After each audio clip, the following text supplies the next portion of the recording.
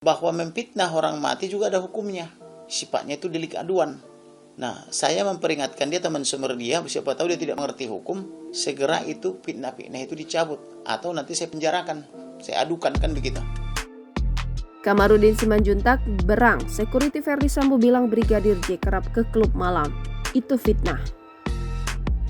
Kuasa hukum keluarga Brigadir J, Kamarudin Simanjuntak, mengultimatum security di rumah Ferdy Sambo, yakni Damianus Labakobam alias Damson, terkait kesaksiannya di persidangan.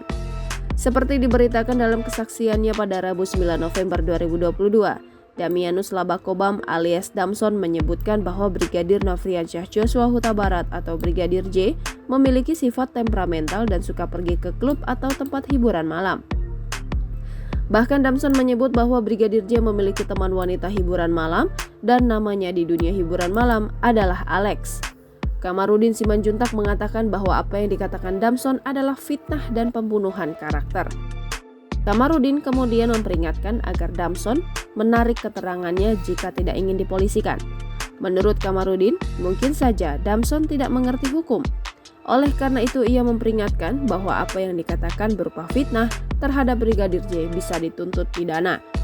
Ia cukup yakin bahwa apa yang dikatakan Damson bisa jadi disuruh oleh Ferdy Sambo atau tim kuasa hukumnya. Padahal, kata Kamarudin, hal itu sangat tidak berpengaruh atau meringankan kejahatan pembunuhan berencana yang sudah dilakukan Ferdy Sambo. Karenanya, kata Kamarudin, jangan lagi menyebar hoaks soal karakter Brigadir J.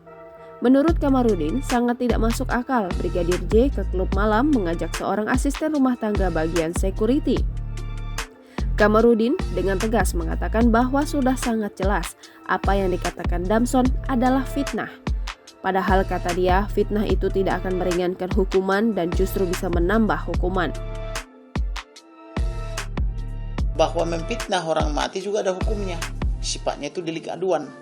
Nah, saya memperingatkan dia, teman sumber dia, siapa tahu dia tidak mengerti hukum, segera itu fitnah-fitnah itu dicabut. Atau nanti saya penjarakan, saya adukan, kan begitu. Jangan lupa subscribe, share, komen, dan like ya.